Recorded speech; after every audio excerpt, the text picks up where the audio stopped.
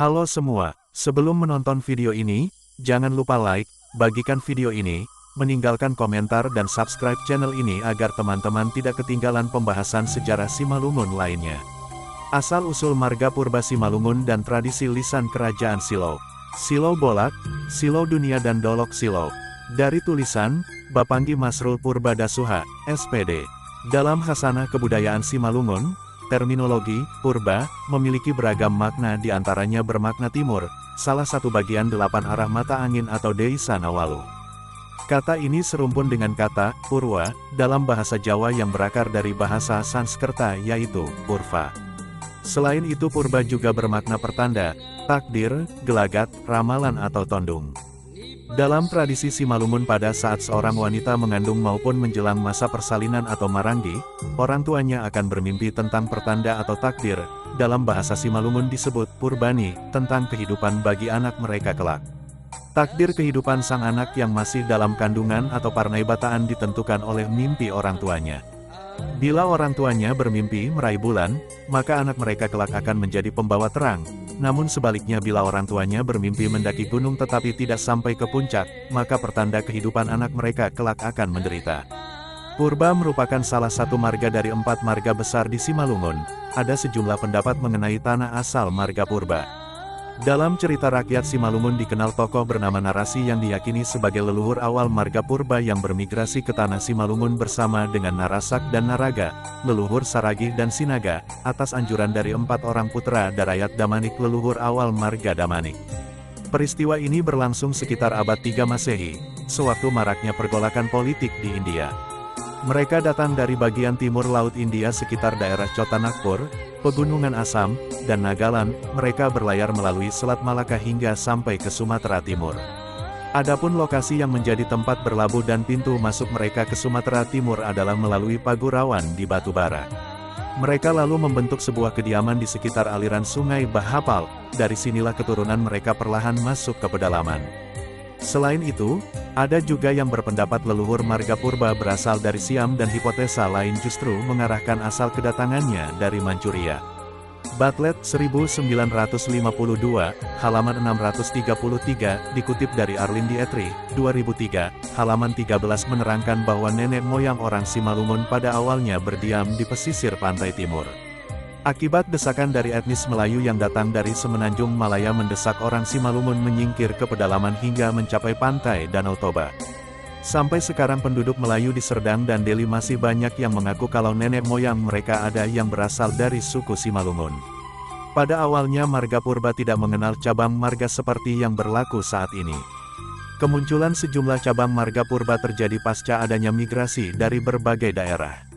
Adapun cabang marga purba Simalungun yaitu Tua, Tambak, Sigumondrong, Silangit, Sidasuha, Sidadolok, Sidagambir, Siboro, Girsang, Papak, Tambun Saribu, Tondang, Tanjung, Sihala, dan Manorsa. Lahirnya purba Tambak diawali dari kerajaan Silau yang pada awalnya berdiri di asahan di sekitar hulu sungai Silau di Bandar Pasir Mandoge. Nama sungai Silau di asahan berasal dari kerajaan Silau. Kerajaan ini didirikan oleh Panglima Indrawarman seorang keturunan Minangkabau yang berasal dari kerajaan Darmasraya di Jambi, bersama rombongannya tentara Hindu Jawa dari kerajaan Singosari. Lihat Slamet Mulyana, 2006, halaman 18. Untuk mengingatkan asalnya dari Jambi, hingga saat ini di Simalungun masih ditemukan kampung bernama Bah Jambi, Pagar Jambi, dan Mariah Jambi. Dalam cerita rakyat Simalungun dikenal juga tokoh bergelar Panglima Bungkuk yang juga berasal dari Jambi. Tokoh ini kemungkinan besar adalah sosok yang sama dengan Indrawarman. Patung Panglima Bungkuk hingga kini masih bisa disaksikan di daerah Tanoh Jawa, Simalungun. Indrawarman menyingkir ke pedalaman Simalungun akibat enggan tunduk kepada kerajaan Majapahit dan memilih bergabung dengan penduduk setempat yaitu suku Simalungun dan bersama-sama mendirikan kerajaan Silau yang tunduk pada kerajaan Nagur.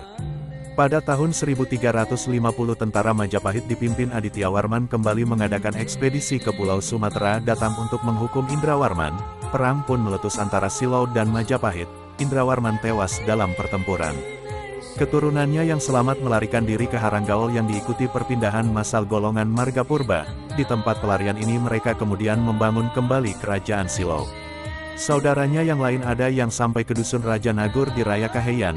Di tempat ini mereka mendirikan sebuah kerajaan baru di sekitar hulu Sungai Ular dan Sungai Padang.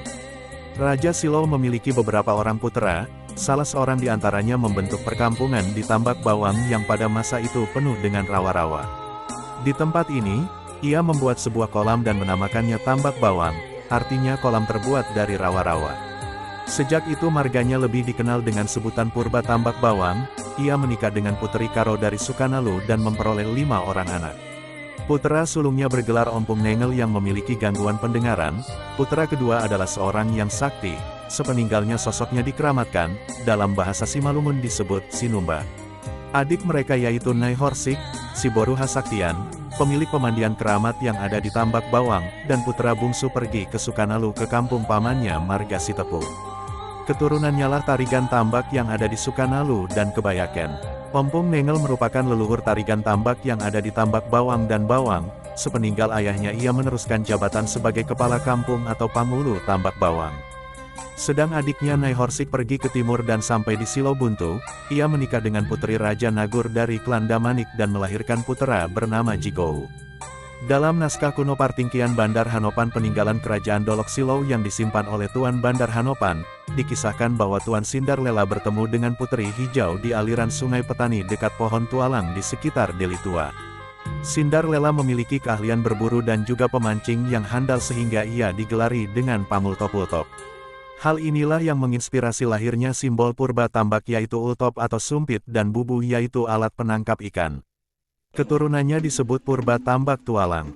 Pertemuan Puteri Hijau dengan Sindarlela terjadi pada waktu Aceh menyerang Haru. Keduanya menjalin hubungan saudara. Sindarlela kemudian membawa Puteri Hijau ke Sinembah untuk mencari perlindungan, namun Datuk Sinembah keberatan. Dari sini, mereka pergi ke Haru. Sultan Haru rela membantu asalkan Puteri Hijau bersedia menjadi permaisurinya. Mendengar Puteri Hijau berada di Haru, Sultan Aceh mengirim armada untuk menyerang Haru sekaligus membawa Puteri Hijau kembali ke Aceh. Setelah berhasil menghancurkan Haru, Puteri Hijau diboyong ke Aceh. Sultan lalu membujuknya agar rela menjadi istrinya. Keinginan ini diterima oleh Puteri Hijau namun dengan syarat Sultan Aceh segera memberikan legitimasi kepada saudaranya Sindarlela menjadi raja di kerajaan Silo. Setelah ditabalkan menjadi raja, Sindarlela kembali ke Simalungun dan mendirikan kampung Silo Bolak. Ia menikah dengan puteri Raja Nagur bernama Rutingan Omas dan melahirkan 2 orang putera, yang sulung bernama Tuan Tariti dan yang bungsu bernama Tuan Timbangan Raja. Anak yang sulung menggantikan ayahnya sebagai raja di Silo Bolak, sementara yang bungsu pindah ke Silo Dunia dan menjadi Raja Goraha Silo. Tuan Timbangan Raja menikah dengan Bunga Enkolei puteri penghulu pintu Banua dari Barus Jahe dan melahirkan 2 orang putera dan 1 puteri. Salah seorang puteranya kemudian mendirikan kerajaan dekat jurang di Tanah Raja Marubun di tepi Bakarei berbatas dengan Risigom dan Sibaganding dekat Bangun Purba. Keturunannya kemudian bergelar Purba Tambak Lombang. Tuan Timbangan Raja juga menikah dengan puteri Raja Nagur dari Parti Malayu klan Damanik dan hanya melahirkan 1 putera. Pada masa terjadinya konflik antara Silo dengan Aceh karena perebutan Gajah Putih, Silo mengalami kekalahan. Sebagai tebusan, pasukan Aceh memboyong Raja Marubun, permaisuri Tuan Silo Dunia, dan 2 orang anaknya, salah satunya seorang wanita. Sedang 2 puteranya yang lain berhasil menyelamatkan diri, keduanya bergelar Raja Goraha Silo dan Raja Anggi-Anggi. Setelah berada di Aceh, putra Tuan Silo Dunia mampu merebut hati Sultan Aceh sehingga dijadikan menantu lalu didudukkan sebagai penguasa di Tarumun, Aceh Singkil. Raja Dolok Silo terakhir Tuan Bandar Alam Purba Tambak dalam bukunya, Sejarah Keturunan Silo, menyebutkan bahwa Tuan Rajomin Purba Tambak bergelar Nyai Horsik putra Tuan Bedar Maralam juga menikah dengan puteri Sibayak Barus Jahe. Di mana acara pernikahan mereka diadakan di Kampung Barubei, pada waktu itu hadir Pangulu Tanjung Muda, Tambak Bawang, Purba Tua, Partibi Raja, Huta Saing, dan Purba Sinombah. Selain dengan puteri Sibayak Barus Jahe, Tuan Rajomin juga mengambil puteri Raja Pohan dari Banua Toba, saudara perempuan dari Raminta sebagai istri. Namun belakangan, pihak Barus juga turut menikahi puteri Purba Tambak. 2 orang puteri Tuan Lurni bernama Panak Boru Tobin dan 1 lagi disebut Bou dijadikan istri oleh Milasi Barus, penghulu Tanjung Muda. Dari Panak Boru Tobin lahir 3 orang anak laki-laki bernama Saka Barus, Tombaga Barus, Kudakaro Barus, dan seorang perempuan bernama Tapiorei Beru Barus yang kemudian kawin dengan Tuan Duria Purbasilangit, penghulu Gunung Mariah dan melahirkan putra mereka bernama Tuan Samperaja Purbasilangit. Saudarinya yang lain adalah Tuan Dormagaja, memiliki 6 orang anak. Pertama bernama Tapiara kawin dengan Laut Sipayung, anak mereka bernama Garain. Kedua Tamin kawin dengan Tombaga Barus, anak mereka bernama Martika Barus. Ketiga Hamura kawin dengan Andim Sipayung, anak mereka bernama Morgelam Sipayung. Keempat Loin kawin dengan Jimat Sipayung, anak mereka bernama Kawan Sipayung. Kelima Rabini kawin dengan Ramauli Barus dan keenam bernama Arbun kawin dengan Taris Barus. Selanjutnya putri Tuan Dorahim bernama Panak Boru Bungalu kawin dengan Saka Barus, diperoleh anak laki-laki bernama Jotar Barus, dan 3 anak perempuan bernama Dingin, Renep, dan Langges. Tuan Tanjarmahei memiliki 30 orang anak dari 2 orang istri, pertama Boru Saragi Simarmata dari Purbasaribu dan kedua bernama Bunga Lain Boru Saragi Garingging Puteri Raja Raya.